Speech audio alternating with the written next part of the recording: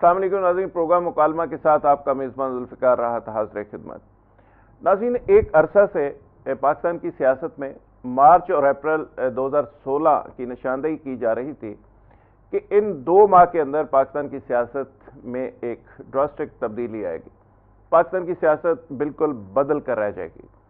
لیکن پھر ہم نے دیکھا کہ نیب اچانک متحرک ہو گئی۔ پھر ہم نے یہ بھی دیکھا کہ عمران خان کی طرف سے نیب کے حوالے سے عجیب و غریب مطالبات آنے شروع ہو گئے۔ پھر نیب نے پنجاب کے اندر کارروائیوں کی بھی بات کی۔ پھر اس کے نتیجے میں مسلم لیگ نواز کی طرف سے ایک سخت رد عمل بھی سامنے آیا۔ پھر کراچی پہ اگر نظر ڈالیں تو کراچی میں ایم کیو ایم جو ناقابل تسخیر سمجھی جاتی تھی، آج ایم کیو ایم تقسیم ہوتی نظر آ رہی ہے۔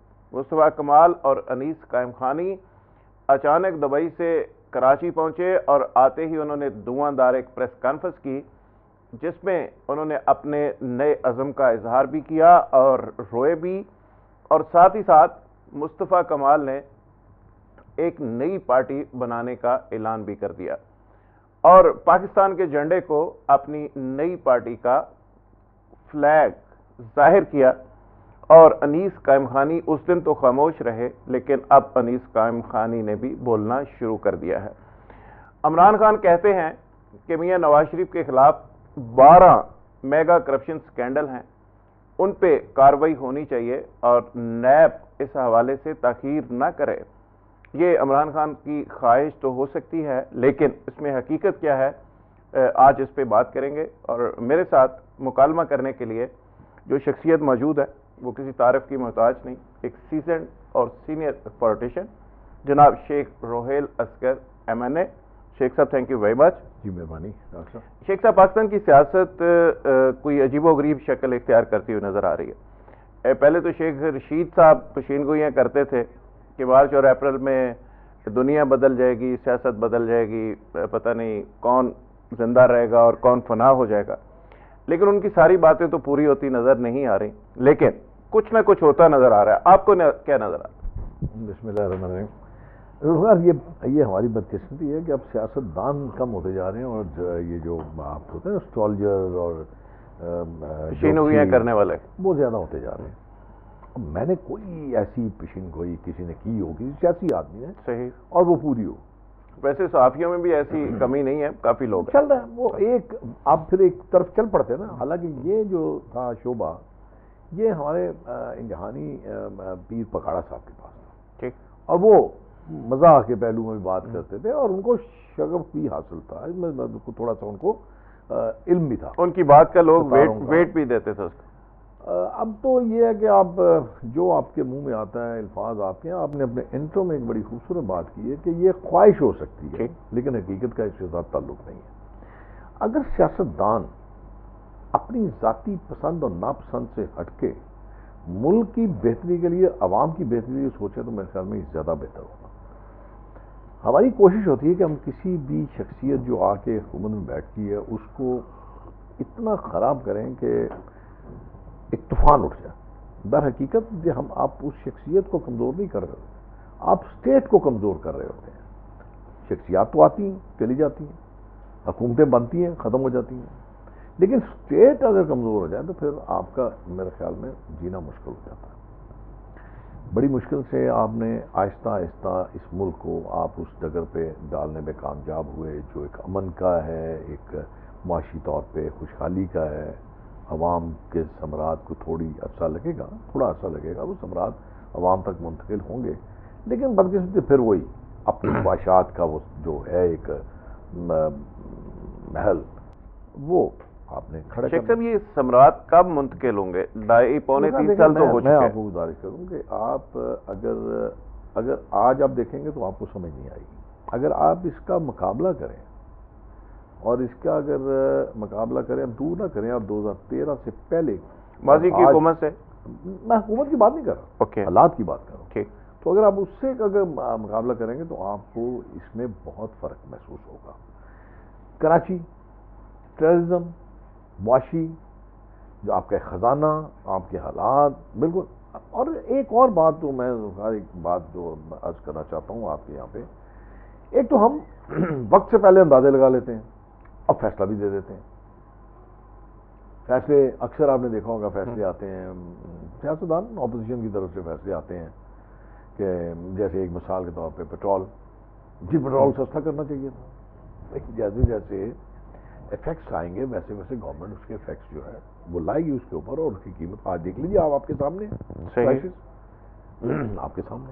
لیکن چونکہ فیصلہ دینے میں ہم بہت جلدی کرتے ہیں, انتظار نہیں کرتے کہ انتظار کر لیں, دیکھیں گے اس پہ آپ کا حکومت کا فیصلہ کیا آتا ہے.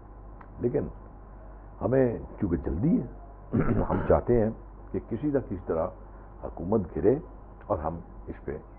اچھا شیخ صاحب, ضرب عضب کے حوالے سے حکومت بھی کریڈٹ لے رہی ہے اور ظاہر ہے آرمی تو لے ہی رہی ہے, لیکن اس میں ایک تاثر یہ دیا جاتا ہے کہ اس میں حکومت کا رول بالکل نہیں ہے اور آرمی کا یہ انیشیٹو تھا اور حکومت سے پوچھے بغیر آرمی نے فیصلہ کیا اور حکومت کو صرف انفارم کیا کہ جی ہم اس میں جا رہے ہیں. نہیں, کیا فیکٹس یہی تھے؟ نہیں ذرا دیکھیں, میں آپ کو ایک گزارش کروں, حکومت اور فوج دونوں لازم ملزوم ہیں.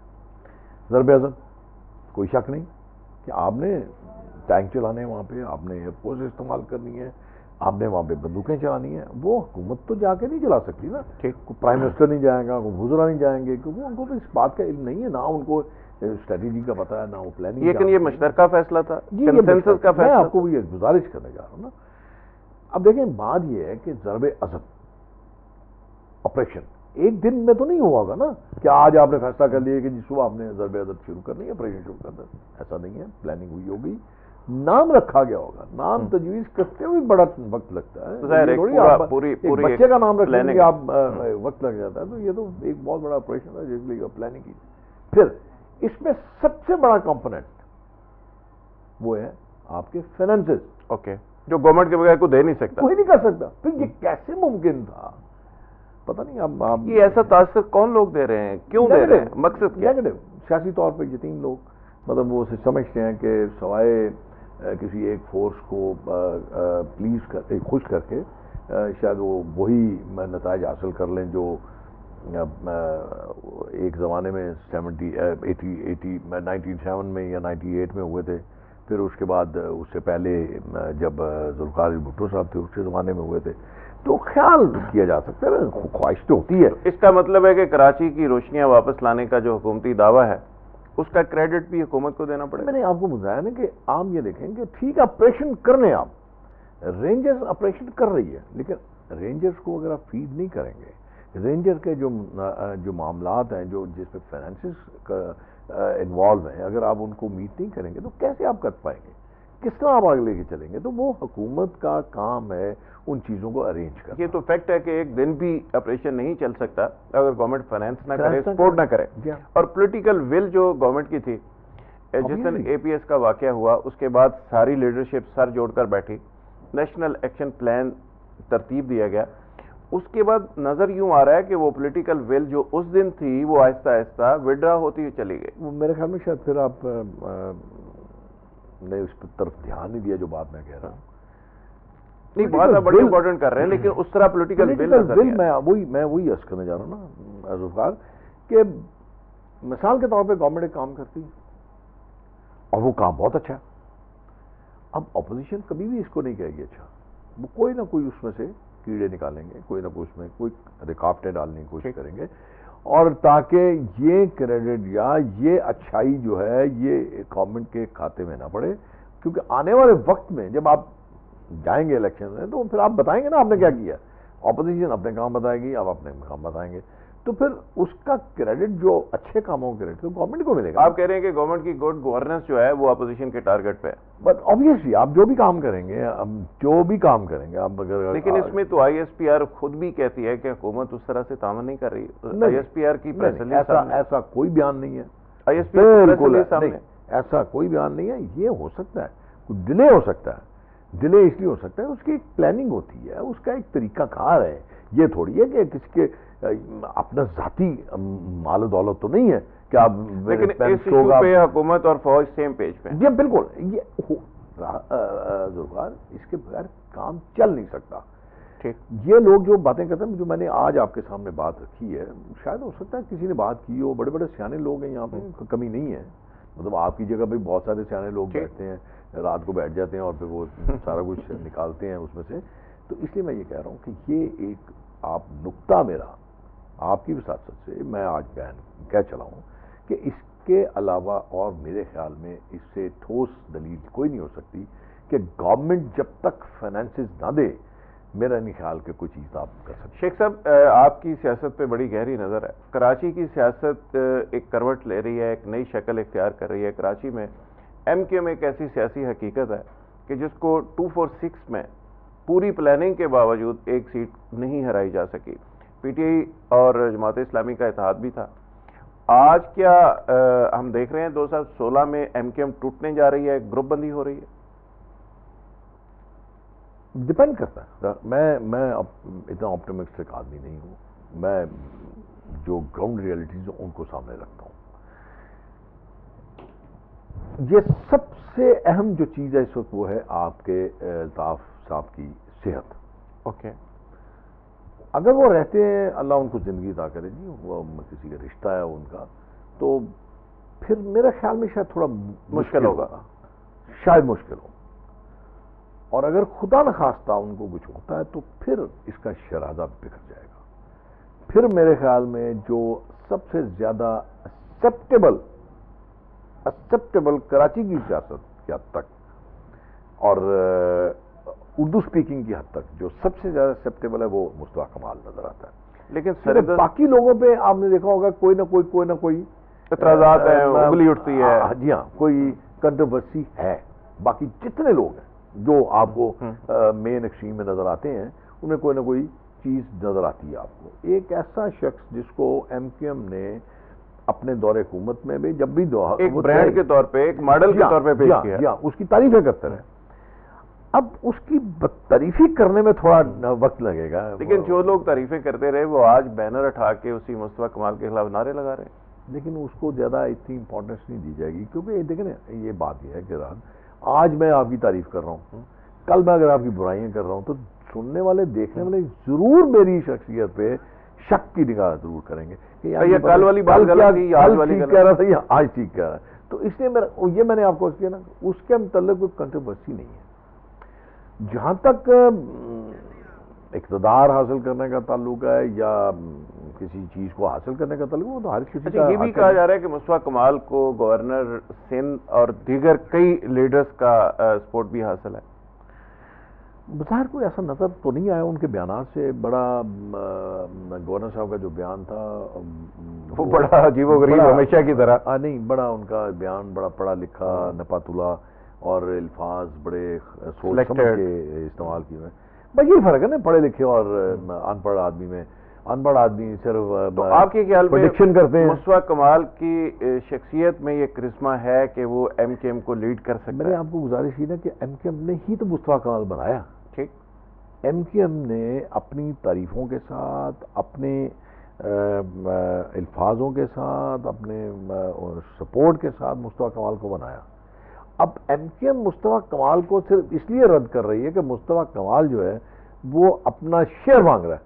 وہ کہتا ہے میں نے اس شہر کو بنایا لہذا میں اس شہر کو لیڈ کروں گا.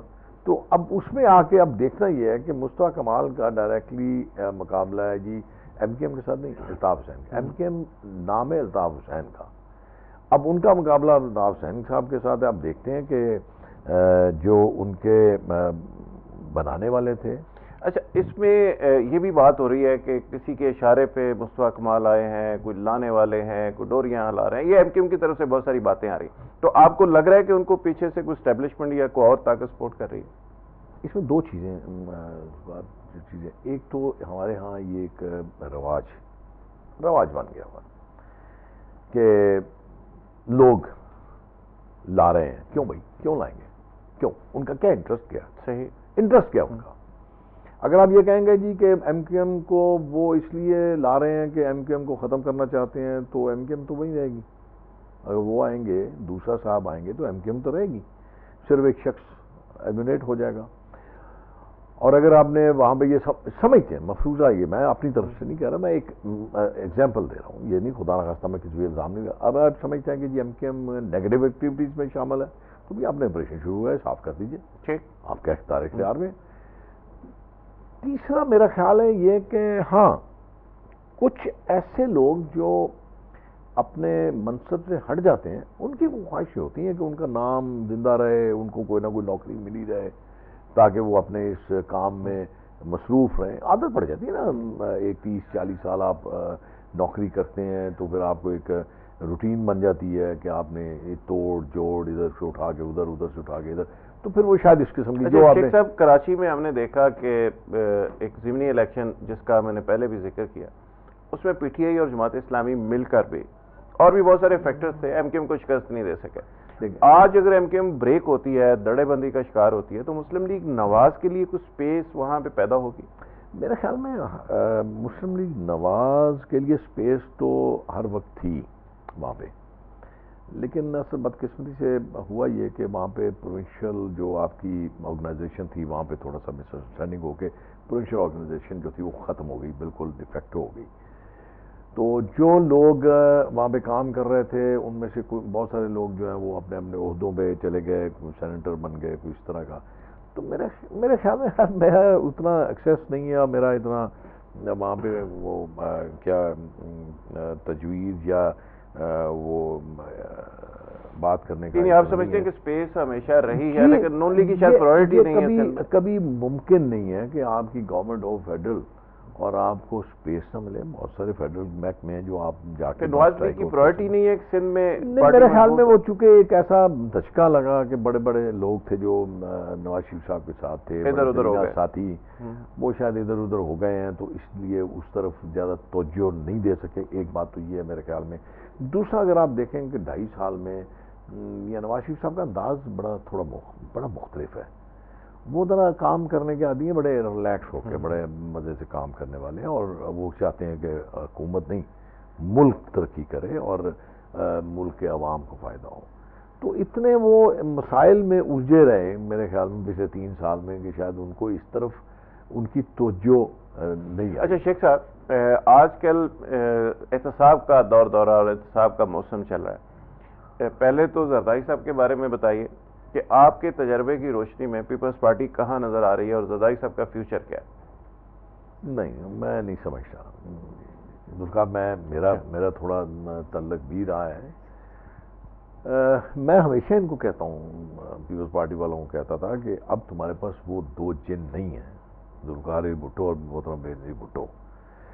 وہ سوچ بھی نہیں ہے تمہارے پاس، اب وہ کمٹمنٹ بھی نہیں رہی کہ لوگ بڑے کمیٹیڈ ہیں. اب بڑا سوچ سمجھ کے چلنا ہوگا. تمہیں اپنی سوچ، تدبر، اپنی ابیلٹی، اب اس کا مظاہرہ کرنا ہے. آپ کو مطلب کتنی دفعہ آپ بیچیں گے ان کو؟ وہ لاشیں اب کب تک بیچتے رہیں گے؟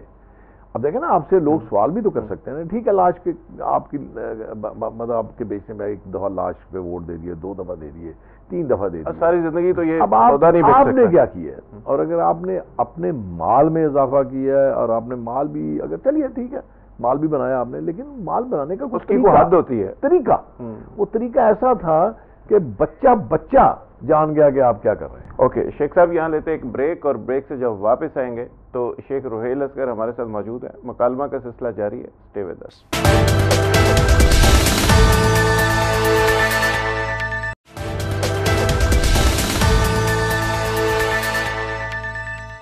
ویلکم بیک ناظرین. پروگرام میں ایک بار پھر خوش آمدید کہتے ہیں. شیخ صاحب، آپ کے خیال میں زرداری صاحب کا جو طرز سیاست تھا، جو مفاہمت کی بات انہوں نے کی، وہ پیپلز پارٹی کا مزاج نہیں تھا، عام ورکر کا، عام جیلے کا وہ مزاج نہیں تھا. لیکن جب آپ حکومت سے باہر جاتے ہیں نا تو پھر وہ ساری چیزیں کھل کے سامنے آ جاتی ہیں. تو اب دیکھیں نا، اب وہ بات کرنے کی ضرورت کیا تھی کہ اینٹ بجا دیں گے؟ بھئی آپ اینٹ پکڑنے کے قابل ہے نہیں، اینٹ اٹھانے کی آپ کی عمر نہیں ہے، تو اینٹ سے اینٹ کس کی بجائیں گے آپ؟ وہ دیکھنے میں یہ آیا کہ آپ کی اپنی اینٹ سے اینٹ بج گئی. مطلب ضرورت نہیں تھی اس کی، کوئی ضرورت نہیں تھی. بار بار میں یہ کہہ چکا ہوں کہ اگر بھٹو نام اگر غیر اہم ہوتا تو آپ کبھی بھی بلاول کا نام آگے بھٹو نہ لگاتے. صحیح. ہمارے کلچر میں ایسا نہیں ہوتا ہے نا کہ آپ ماں کا نام کے باپ کا نام ہی لگتا ہے نا، ماں کے باپ کا نام تو نہیں لگتا نا جی، یا ان کی جو ایک خاندانی نام ہے وہ تو نہیں لگتا نا. وہ کیوں لگایا گیا؟ اس لیے کہ بھٹو ایک آئیڈیالوجی تھی لوگوں کی نظروں میں. لیکن لوگ پھر یہ بھی چاہتے تھے نا کہ بھٹو والے کام بھی ہوں. آپ بھٹو کے مخالفین ہو، بھٹو کی سوچ، دیکھیں نا، بھٹو کے مخالفین بھی بھٹو پہ کرپشن کا الزام نہیں لگا سکتے، لیکن پھر آہستہ آہستہ آپ نے کیا کیا، آپ نے اس آئیڈیالوجی کو، آپ نے اس کے اصولوں کو، آپ نے بھٹو کے نام کو ملیامیٹ کر دیا، ایک ایک کر کے ڈبو دیا، تو ختم ہو گیا نا۔ اچھا شیخ صاحب، آج کل احتساب کی بات ہو رہی ہے اور یہ بھی کہا گیا کہ مارچ اور اپریل بڑے امپورٹنٹ ہیں، یہ بھی دیکھا گیا کہ ماضی کے اندر احتساب کے نام پہ انتقام کی بھی ایک صورتحال ہم نے دیکھی۔ آج جو احتساب کا موسم ہے، اس کو آپ غیر جانبدار طریقے سے آگے بڑھتے ہوئے دیکھ رہے ہیں؟ میں بنیادی طور پہ، میں ذاتی طور پہ جو طریقہ کار ہے میں اس کے سخت خلاف ہوں۔ احتساب کے تو حق میں ہے؟ نہیں، احتساب کا تو تعلق ہی نہیں ہے نا جی، اس پہ کون کہے گا کہ اگر کہیں کرپشن ہوئی ہے یا کہیں بدعنوانی ہوئی ہے یا کہیں کسی نے ظلم کیا ہے تو وہ تو باہر آنا چاہیے، باہر میں آنا چاہیے، لیکن میں ذاتی طور پہ اس کے بالکل طریقہ کار کے بالکل خلاف ہوں۔ آپ ایک شخص کو پکڑتے ہیں، آپ اس کو لمبا کرتے ہیں، 90 دن کا ریمانڈ، پھر اس کے بعد اور کس طریقے سے میڈیا ٹرائل، مطلب 100 ایک کر رہے ہیں، اور خاص طور پہ ماشاءاللہ آپ بھی تو ایک خبر دینے کے بعد آپ بھول جاتے ہیں نا کہ یہ ہم نے خبر دی تھی، اب چونکہ یہ خبر کا پازیٹیو دینا لہذا دوبارہ دے دیجئے۔ نہیں، ایسا نہیں کرتے آپ لوگ۔ آپ کو پتا ہے تردید، جب خبر دیتے ہیں تو فرنٹ لیڈ ہوتی ہے، تردید ہوتی ہے تو سنگل کالم ہوتی ہے، بریکنگ نیوز۔ اب تو مطلب آپ اس کو چھوڑ دیے نا، پرنٹ میڈیا چھوڑ دیا، میں الیکٹرانک میڈیا کا تھا، وہاں بھی ایسے وہاں تو تردید ہوتی نہیں ہے۔ بریکنگ نیوز جو ہے وہ 3-4 دن متواتر چلتی ہے جب تک آپ اس شخص کے سارے رشتوں کو تباہ نہیں کر دیتے۔ میں یہ نہیں کہتا کہ آپ نہ کریں، آپ ضرور کریں، لیکن طریقہ کار وضع کر لیں کہ آپ کسی کے خلاف اگر تحقیقات ہیں وہ جب تک آپ ان کو مکمل نہ کر لیں، جب تک آپ کے پاس ٹھوس شواہد موجود نہ ہو، آپ اس شخص کو گرفتار مت کیجیے اور اس کو خبروں کی زینت مت بنائیے۔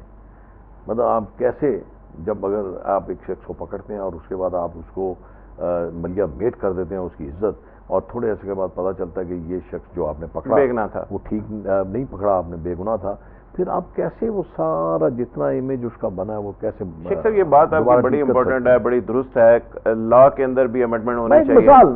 مثال دیتا ہوں میں آپ کو کہ آپ نے یہ دیکھا ہوگا کہ میٹرو بس کا بڑا چرچا آپ نے سنا نا، چرچا اب بھی جاری ہے۔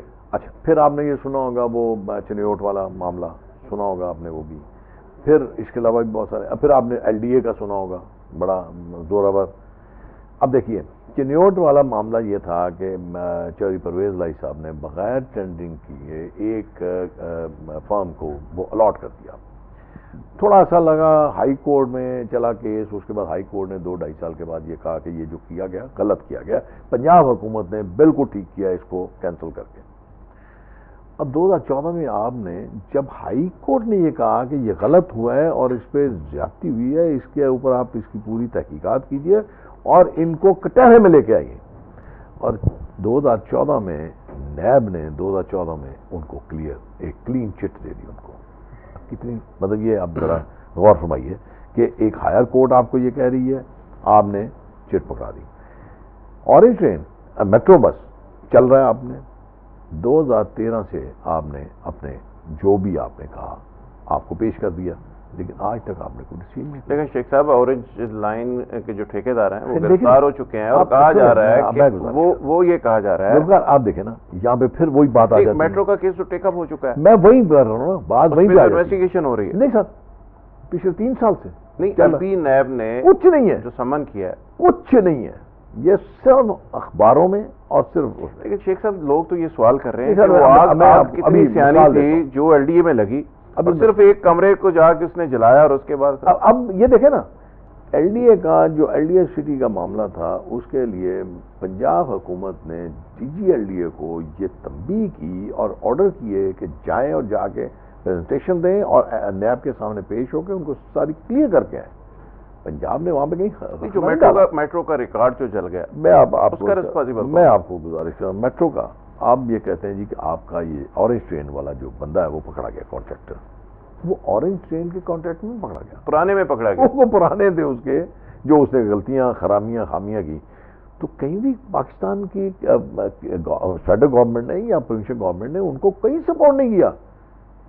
میں نے جو آپ سے کہی سوال یہ اٹھ رہا ہے کہ ایک ڈیفالٹر کو، ایک کرپٹ آدمی کو ٹھیکہ کیوں دیا؟ بات یہ نہیں جو بتائے گا تھوڑی ہو، آپ کو یہ بتائے گا آگے، مطلب ایک آپ نے کانٹریکٹ کیا لیکن آپ نے اس کو بلیک لسٹ نہیں کیا ہوا، اس کی فرم جو ہے وہ لسٹڈ ہے، آپ نے اس کو بلیک لسٹ نہیں کیا ہوا، شاید صرف نظر ہو گیا ہو، اگنور ہوا ہوا، مطلب حیرت آتے ہیں.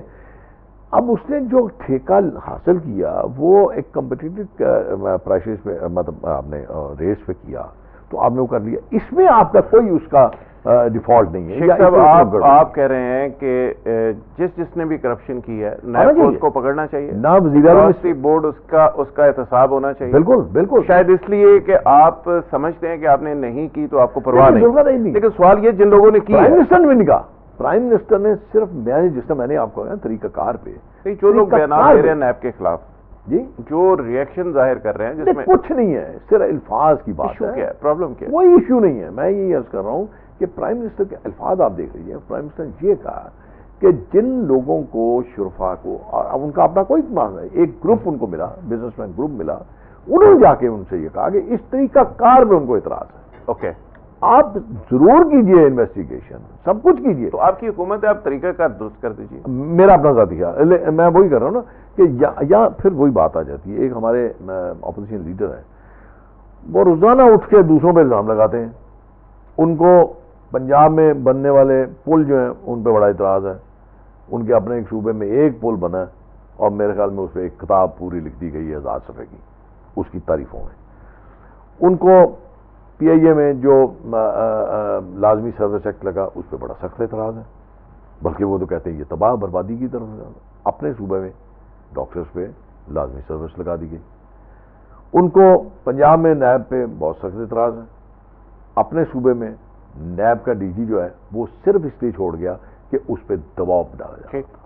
اپنے صوبے میں نیب کے جو ترمیم تھی وہ کر دی گئی، باقی ان کو پھر اعتراض ہے. ابھی تو عمران صاحب یہ فرما رہے ہیں کہ میاں نواز شریف کے خلاف 12 بڑے میگا کیسز، ان کی خواہش ہے 12 کیسز ہیں. یہ ابھی اخبار میرے سامنے پڑا ہوا ہے. وہ 12 کیسز کی تفصیل تو خیر انہوں نے نہیں دی، لیکن وہ کہتے ہیں یہ 12 کیسز میں نواز شریف صاحب کو 12 کیسز پکڑا جائے، پتہ نہیں کیا 12 کیسز ایک طرف رکھ لیں. میں ان کی بات ہی آپ کے سامنے رکھ لیتا ہوں کہ ہمارے کہنے میں اور کرنے میں کتنا فرق ہے. ان کا اپنا ذاتی پیسہ نہیں ہے. 34 کروڑ کی بات کش تو آپ نے سنی ہوگی نا. 34 کروڑ جو زکوٰۃ کا پیسہ تھا، جو لوگوں نے ان پہ اعتماد کر کے دیا، اس کو انہوں نے انویسٹ کیا آف شور کمپنی جو قطر کی تھی. وہ سارے کا سارا پیسہ ڈاؤن دی ٹرین چلا گیا. اور باصوف نے یہ کہا کہ یہ پیسہ اگر واپس نہ آیا تو میں اپنا سب کچھ بیچ کے پورا کروں گا. ذرا آپ پوچھیں تو صحیح کہ اس کا کیا ہوا؟ وہ آ گیا پیسہ یا ابھی ڈوبا ہوا ہے، یا آپ نے اپنا سارا کچھ بیچ کے آپ نے واپس کر دیا؟ اصل ذوالفقار بات اس میں تو نواز لیگ کی لیڈرشپ پہ بھی بہت سارے سوال ہیں. وہ ملک بچاؤ اور ملک سوارو اور پتہ نہیں کیا کیا چیزیں ہیں جس کا کوئی ریکارڈ نہیں. کوئی ایک بات ذہن میں رکھیں ذوالفقار، وہ 11 سال کے عرصے میں اگر کوئی خدا نہ خواستہ ایک پائی کی بھی، دمڑی کی بھی، اگر میاں نواز شریف صاحب نے کوئی، حالانکہ میں اس وقت ان کے ساتھ نہیں تھا، لیکن اگر ایک دمڑی کی بھی کوئی کرپشن ہوتی یا کوئی غلط استعمال کیا ہوتا تو میں نہیں سمجھتا کہ پرویز مشرف میاں نواز شریف صاحب کو اس پہ. اچھا شیخ صاحب، نیب کے رول اور کردار کی بات کی جاتی ہے تو اس پہ اعتراض ہوتا ہے، آپ نے بھی بات کی. تو آپ اسمبلی کے اندر کوئی ایسا بل کیوں نہیں لے کے آتے کہ اگر نیب کی طرف سے یا کسی شخص کی طرف سے کسی پہ غلط الزام لگایا جاتا ہے، مثلا میڈیا بھی لگاتا ہے، تو وہ ساری اسی افینس کے تحت اس کو ٹرائل ہونا چاہیے؟ اصل پہ یہ باقی جتنے آپ کے پوری دنیا کے اندر قانون موجود جتنے انسٹیٹیوشنز ہیں وہ اتنے اسٹرانگ ہو گئے ہوئے ہیں کہ ایک دوسرے کو پروٹیکٹ کرتے ہیں. یہ ایک واحد محکمہ ہے سیاستدانوں کا جو ایک دوسرے کی پگڑیاں اچھالنے میں ماسٹر ہے. ان کو کسی باہر کی پارلیمنٹ نے بھی اپنی ویسے جنگ اس دفعہ تو لڑی ہے. دھرنے کا ایشو تھا اور مختلف ایشوز تھے، سارے لوگ اکٹھے تھے. کہہ سکتے ہیں، لیکن دیکھیں نا کس کے خلاف تھے؟ کس کے خلاف تھے؟ میڈیا کے خلاف تھے، فوج کے خلاف تھے، رینجرز کے خلاف تھے، یا عدلیہ کے خلاف تھے؟ کس کے خلاف تھے؟ پولیٹیکل فورس کے خلاف تھے نا جی. ایک پولیٹیکل فورس جو اپنے آپ کو پتہ نہیں کیا سمجھتے تھے، وہ اس کے خلاف باقی پولیٹیکل فورس اکٹھی ہو گئی کہ یہ کوئی طریقہ نہیں ہے، یہ کوئی تبدیلی والا کوئی انداز نہیں ہے. اگر آپ نے تبدیلی کرنی ہے، آپ نے کچھ ماننا ہے یا منگوانا ہے تو یہ فورم آپ کے پاس موجود ہے، آ کے باتیں کریں آپ اپنے. اچھا، پی ٹی کہتی ہے، دعویٰ کرتی ہے کہ انہوں نے دھرنے کے ذریعے ایک نیشنل سروس کی، لوگوں کو اویئرنیس دی، لوگوں کو شعور دیا. آپ سمجھتے ہیں کہ ترقی کے عمل کو روکا یہ؟ ویسے میرے خیال میں اگر عوام ریئیکٹ کریں اس بات پہ، تو دوسرے لفظوں میں آپ عوام پہ یہ الزام لگا رہے ہیں کہ عوام جو ہے بالکل اگنور تھی، نہ سمجھ تھے، نالائق تھے، ان کو سمجھ ہی نہیں تھی، عقل ہی نہیں تھی، شعور ہی نہیں تھا. یہ ہم نے بڑے سمجھدار ہیں کہ آپ نے جس کے خود آج تک شعور نہیں آیا وہ کسی کو کیا شعور دے گا. عمران خان صاحب، شیخ صاحب یہ بھی کہتے ہیں کہ وہاں پہ انہوں نے پولیس کو ڈی پولیٹیسائز کر دیا، پولیس کلچر ٹھیک کر دیا، پٹواری سسٹم ٹھیک کر دیا. چلو پٹواری سسٹم کی تو پنجاب میں بھی بات ہو رہی ہے، لینڈ ریکارڈ مینجمنٹ کا سسٹم دے دیا گیا، اس کو آغاز کر دیا گیا، لیکن پولیس کو ڈی پولیٹیسائز کیوں نہیں کیا جاتا؟ میں گزارش کروں آپ کو، یہ باتیں صرف روزانہ بلا ناغہ کی بنیاد پہ وہاں آپ دیکھ لیجیے کچھ نہ کچھ شروع ہوتا ہے. ڈاکٹروں کو مارا جاتا ہے، نرسوں کو مارا جاتا ہے، مطلب اس قسم کے روزانہ فوٹیج آپ کے پاس آتے ہیں. میں نہیں کرتا، کے پی کی بات کر رہے ہیں، میں کے پی کی بات وہ درست ہے میرے نزدیک، لیکن ان کی کوئی خامی آپ کی خوبی اس لیے نہیں بن سکتی. میں گزارش کر رہا ہوں کہ پنجاب کے اندر پولیس میں پوری بات کرنے جا رہا تھا. یہ ایک ایسا محکمہ ہے جس کو درست کرنے کے لیے ابھی بہت ٹائم لگے گا. یہ میں آپ کو عرض کیا نا کہ سوائے اس پولیٹیکل ایک انسٹیٹیوشن کے باقی سارے جو انسٹیٹیوشن ہیں بہت اسٹرانگ ہیں، اور اس کو کمزور کرنے کا کسی کے ہاتھ میں نہیں ہے یا یہ خود ہی کافی ہے، یہ خود ہی کافی ہے. تو اس لیے میں کہتا ہوں جب تک آپ کا یہ انسٹیٹیوشن مضبوط نہیں ہوگا، آپ باقی لوگوں کو درست کرنے میں شاید آپ کو بڑی مشکل پیش آئے گی. شیخ روہیل اصغر کہتے ہیں کہ پاکستان کے اندر جو سب سے مظلوم اور سب سے ایک ایسا انسٹیٹیوشن ہے جو سیاستدانوں کا ہے، جو پارلیمنٹ ہے، اور اس کو کمزور کرنے کے لیے کسی کو باہر سے کچھ سازش کی بھی ضرورت نہیں، یہ خود ہی ایک دوسرے کو کمزور کرنے کے لیے کافی ہیں. باقی تمام انسٹیٹیوشن کا خیال ہے کہ بڑے ویل آرگنائزڈ ہیں اور بڑے اسٹرانگ ہیں، لیکن پولیٹیشنز کا اور پولیٹیکل لوگوں کا اور سیاست کا جو انسٹیٹیوشن ہے وہ کمزور ہے. جب تک یہ انسٹیٹیوشن اسٹرانگ نہیں ہوتا تب تک شاید پاکستان کے اندر جمہوریت یا پاکستان کا سسٹم جو ہے وہ اسٹرانگ نہیں ہوگا. ان سے گفتگو کا سلسلہ جاری ہے، یہاں لیتے ہیں بریک، اور بریک سے واپس آئیں گے تو ایشو کو کنٹینیو کریں گے. اسٹے ود اس.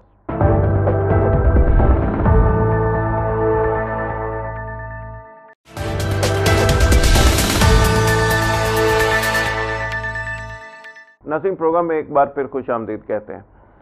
شیخ صاحب، پنجاب میں جو نیب کے کردار کے حوالے سے باتیں ہو رہی ہیں، اس پہ پرائم منسٹر نے بھی بات کی، چیف منسٹر نے بھی بات کی، آپ کے بہت سارے وزراء بھی اس پہ بات کر رہے ہیں. اگر یہ باتیں نہ کی جاتی تو یہ زیادہ مناسب نہیں تھا؟ نہیں، میرا نہیں خیال اس میں کوئی ایسا اختلاف نظر آتا ہے مجھے. بات صرف اتنی ہے کہ اگر پرائم منسٹر صاحب نے بات کی ہے تو اس پہ طریقہ کار پہ انہوں نے بات کی ہے. انہوں نے احتساب پہ بات نہیں کی کہ جی ان کو احتساب نہیں کرنا چاہیے یا ان کو پروون نہیں کرنا چاہیے، انویسٹیگیشن نہیں کرنی چاہیے. اس پہ تو ان کو قطعی طور پر بات کی. طریقہ جو تھا ان کا، اس پہ ان کو پرویز رشید صاحب نے کہا کہ دیکھیں یہ سب کا احتساب کرتے ہیں، ان کا احتساب کون کرے گا؟ اگر گورنمنٹ اس طرح کی باتیں میرے خیال میں دیکھیں، میں آپ کو گزارش کروں، اس کا جواب تو پرویز رشید صاحب سے آپ لے سکتے ہیں. میرا اپنا ایک انداز ہے. میں نے آپ کو بتایا کہ پرائم منسٹر نے طریقہ کار پہ بات کی ہے اور چیف منسٹر نے بھی طریقہ کار پہ بات کی ہے. چیف منسٹر، میں نے آپ سے یہ کہا تھا کہ کوئی ایک واقعہ بتا دیں مجھے کہ نیب نے کسی پروجیکٹ کے کاغذات مانگے ہوں یا کوئی انفارمیشن مانگی ہو یا انہوں نے کسی بندے کا انویسٹیگیشن میں تعاون مانگا ہو تو پنجاب حکومت نے وہ تعاون نہ کیا ہو. ویسے اوورآل آپ کو کیا نظر آ رہا ہے؟ یہ بات تو ہم کرتے ہیں کہ شور زیادہ پنجاب کے سارے، اچھا شور میں کیا ہے؟ اب دیکھیں، اب میں آپ کو شفافیت ہے، میں آپ کو تھوڑی سی بات بتا. کوشش کرتا ہے شہباز شریف جس کا نام ہے نا جی، کوشش کرتا ہے کہ شفافیت ہو. اب بات میں پھر وہی بات کروں گا کہ کس طرف سے آتا ہے؟ نیب کی طرف سے، جنرل پبلک کی طرف سے؟ کیا ہوتا کیا ہے؟ کے پی کے میں کام شروع ہوا، نہیں جی آپ پنجاب میں کریں. پنجاب میں کیوں کریں؟ اگر نہیں ہے تو خواہ کر لیں، آپ کو صرف سیٹسفائی کرنے کے لیے. سندھ میں اگر کوئی پکڑا جاتا ہے، ڈاکٹر عاصم پکڑا گیا جی، ڈاکٹر عاصم یہاں پکڑا گیا جی، آپ کسی ڈاکٹر کو پکڑ لیں وہاں میں. پنجاب میں کیوں پکڑ لیں؟ اگر کسی نے یہاں پہ کچھ کیا ہے تو ضرور پکڑا جانا چاہیے. لیکن شیخ صاحب، پنجاب کے اندر سستی روٹی سے شروع ہو جائیں، نندی پور تک چلے جائیں، میٹرو تک چلے جائیں. کہتے ہیں کہ میٹرو اس ریجن میں اور بھی میٹرو بنی، لیکن سب سے مہنگا منصوبہ. غلط بات کرتے ہیں. میں یہ کہتا ہوں کہ آپ کے بالکل انڈیپینڈنٹ ایسے ادارے تھے جنہوں نے وہاں پہ تحقیقات کی اس پہ، اور انہوں نے اس بات کو، مطلب اس بات کا احاطہ کیا اور لکھا کہ اس سے بہتر منصوبہ کوئی نہیں ہو سکتا. آج جو لوگ میٹرو کے خلاف تھے، آج اسی میٹرو میں دل کرتا ان کا سفر کرنے کو، لیکن میاں صاحب کے ساتھ اختلاف کی وجہ سے شاید وہ اس پہ سفر نہیں کرتے. اور یہ دیکھ لیجئے کئی ایسے لوگ تھے جو موٹر وے پہ لاہور اسلام آباد موٹر وے تھی اس کے تنقید سن لیجئے، لیکن آج وہی لوگ جو بہت زیادہ کرٹک تھے آج اسی موٹر وے کو استعمال. اور اس لائن پہ بڑی سیاست ہوئی، پھر وہی احتجاج ہوئے، آپ کا حلقہ بھی خاصا افیکٹ ہوا. جی ہاں بالکل ہوا. لیکن سوال یہ ہے کہ اورنج لائن واقعی عوام کے لیے کوئی رحمت کا باعث بنے گی یا زحمت کا باعث؟ آپ دیکھیں پہلے جب اور میٹرو چل رہی تھی تو بڑے اختلاف، میں نے جیسے آپ کو کہا کہ دن روزانہ بلا ناغہ اس پہ اختلافات ہوتے تھے، بلا ناغہ اس پہ تنقید ہوتی تھی. آج دیکھ لیجیے کیسا چل رہا ہے، لوگ اسے استفادہ حاصل کر رہے ہیں. کیا نہیں ہے؟ ایسا نہیں ہے. آپ بتا دیں مجھے، آپ ساتھی ہیں، آپ دیکھیں کیسا نہیں. اب ضروری یہ ہے کہ لیکن اس میں ایک چیز تو ہے کہ تنقید جن لوگوں کی طرف سے کی جاتی ہے انہوں نے کبھی اس پہ سفر ابھی میرے خیال ان کو پتہ نہیں ہے، وہ سفر کرتے بھی نہیں. ابھی سب گاڑیوں والے میں وہی جو لوگ سفر کرتے ہیں ان کی رائے زیادہ میٹر کرتی ہے. ان کو ان کی تکلیفوں کا احساس نہیں ہے. چیف منسٹر نے ابھی میرے خیال میں شاید ان کو پتہ نہیں ہے اپوزیشن کو کہ چیف منسٹر نے اس کا روٹ جو ہے وہ اور آگے کر دیا ہے تاکہ جو دور دیہات رہیں، جو وہاں دیہات. یہ کہاں تک جائے گا آپ روٹ؟ یہ اب میرے خیال جو ایکسٹینشن کر رہے ہیں وہ باٹا پور تک کر رہے ہیں. اچھا باٹا پور تک؟ جی ہاں ایکسٹینشن اس کی باٹا پور. اب دیکھیں نا وہ فیسیلیٹیٹ کا میاں صاحب نے خود تو نہیں سفر کرنا، اس میں کون لوگ سفر کریں گے؟ یہ ضرور ہے کوئی اچھی چیز آتی ہے اس میں تھوڑا سا نقصانات تو ہوتے ہیں اوبیسلی. آپ نے کوئی اتنی جگہ تو چھوڑی نہیں ہوئی کہ اتنی جگہ ہوتی کہ آپ اس پہ آرام سے اس کو بنا لیتے اور چلا لیتے. تو میں یہی عرض کر رہا ہوں کہ آپ جب یہ چل جائے گی پھر میرا شاید کسی کو یاد بھی رہنا کون کس نے. شیخ صاحب انڈیا سے دوستی کے حوالے سے مسلم لیگ نواز ہمیشہ بڑی گرم جوشی سے کام لیتی رہی ہے. کہا یہ جا رہا ہے کہ اسٹیبلشمنٹ کا اور مسلم لیگ نواز کی حکومت کا اس معاملے میں بہت زیادہ ڈفرینس ہے. درگا میں آپ کو گزارش کروں، بات دوستی کی نہیں ہے، بات جنگ کی ہے. آپ نے جنگیں کی، کیا حاصل کیا آپ نے؟ کوئی آپ نے اس سے کوئی بہت زیادہ کوئی اچیومنٹس حاصل کر لیں بجائے اس کے کہ آپ اور پیچھے چلے گئے. آپ جنگوں کے نتیجے میں تو نقصان ہوتا ہے، مشکلات میں چلے گئے.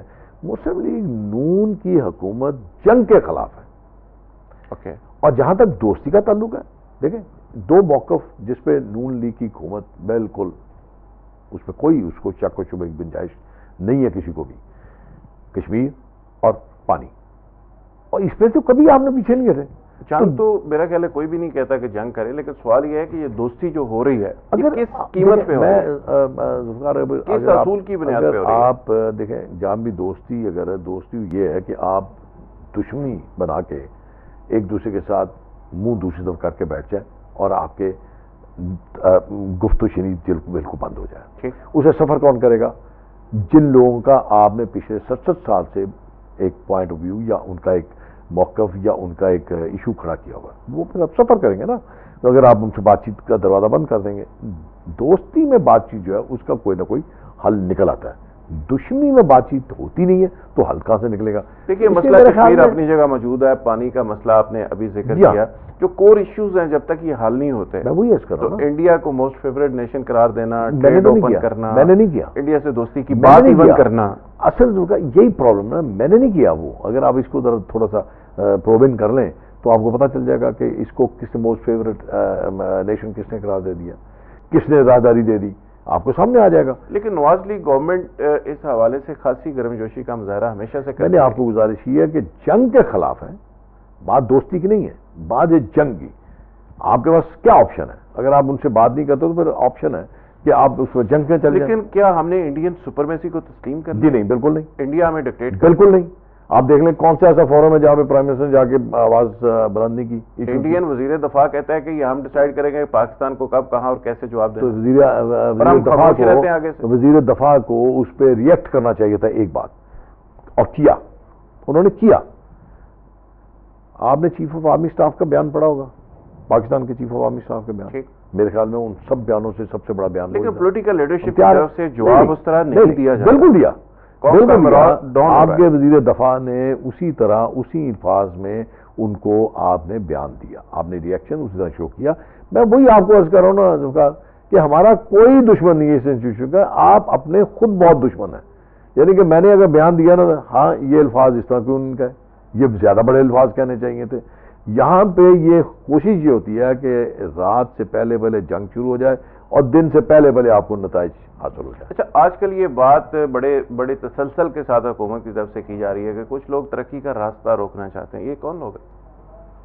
میں نے آپ کو بتایا نا، جن کی خواہشات ہیں.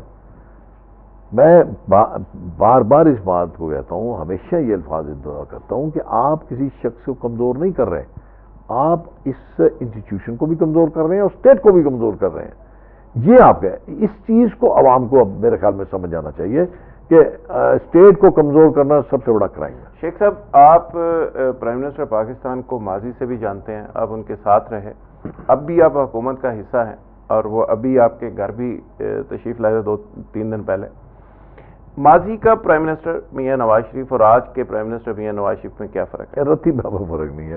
وہ اسی طرح ہی سادہ اور میں نہیں سمجھتا. بس کچھ لوگ جو نہیں ملتے یا جو نہیں ان کو جانتے، آپ دیکھ لیں ان کی تقریریں سن لیں، فی البدی باتیں کرتے ہیں اور کئی دفعہ موضوع سے بھی ہٹ جاتے ہیں اور کئی دفعہ گلہ کرنے شروع کر دیتے ہیں. وہ گلہ جو ہے وہ گلہ کر رہے ہوتے ہیں نا. یہ بھی انہوں نے نیب کا بھی گلہ کیا تھا، کوئی سخت الفاظ نہیں کیے یا انہوں نے کوئی چہرے پہ کوئی کرختگی نہیں لے کے آئے تھے، گلہ کیا تھا. جو گلہ ان کی طرف آیا وہی انہوں نے آگے کیا. کہ میرے خیال میں یہ نہیں کہہ رہا کہ میرا تعلق چونکہ ان کے ساتھ ہے، اس میں کوئی دو رائے ظاہر ہے آپ کے لیڈر ہے، لیکن ماضی کا نواز شریف تو ایسا تھوڑا فرق تو پڑتا ہے، تھوڑا مصروفیات بڑھ جاتی ہیں. اب ان کے اندر ٹھہراؤ ٹالرنس پیدا ہوئی ماضی سے پہلے بھی تھا. ان میں ٹالرنس بہت تھا پہلے بھی. ہر دفعہ فوج سے لڑائی کیوں ہو جاتی؟ نہیں، کبھی بھی نہیں چاہتے. وہ صرف یہ چاہتے ہیں کہ قانون اور آئین کی بالادستی ہو. ایک جس کا بھی اگر جمہوری اداروں کا ایک سیٹ رول ہے آئین میں، تو ان کو اپنے رول کے اندر رہنا چاہیے، اس سے باہر نہیں جانا چاہیے، تجاوز نہیں کرنا. اور یہی وہ سارے انسٹیٹیوشن سے متعلق چاہتے ہیں کہ اب دیکھیں نا، مجھے نکالنے کا حق 5 سال کے بعد عوام ہے جو میرے کانسٹیٹیوشنٹس ہیں، ان کو ہے، کسی اور کو. اوکے شیخ صاحب، تھینک یو ویری مچ، وقت دینے کا بہت شکریہ. ناظرین، آج کا مکالمہ آپ نے دیکھا سنا. شیخ روہیل اصغر آج کے مہمان تھے. ان سے ہم نے بات کی کہ پاکستان کے اندر جو احتساب کا دورہ ہے اور آج کل احتساب کی بہت باتیں ہو رہی ہیں. ایم کیو کی ڈویژن کے حوالے سے بات کی، پاکستان کے اندر حکومتی گڈ گورننس کے حوالے سے بات کی، اور خاص کر آخر میں میاں نواز شریف، ماضی کا نواز شریف اور آج کا نواز شریف، اس کے بارے میں انہوں نے کہا کہ بالکل ان کی شخصیت میں کوئی خاص فرق نہیں، بالکل اسی طرح وہ ٹالرنس پہ بھی بلیو کرتے ہیں، اور اصل ان کا مقصد یہ ہے کہ وہ پاکستان کے آئین کی حفاظت کریں اور آئین کو اسی طرح امپلیمنٹ کریں. ناظرین، آپ کا پورا حق ہے کہ آپ اس سے اختلاف بھی کر سکتے ہیں اور اتفاق بھی کر سکتے ہیں. یقیناً شیخ صاحب کی گفتگو کی روشنی میں فیوچر پہ آپ بھی نظر رکھیں، میں بھی نظر رکھوں گا. اپنے میزبان ذوالفقار راحت کو اجازت دیجیے. Thank you very much.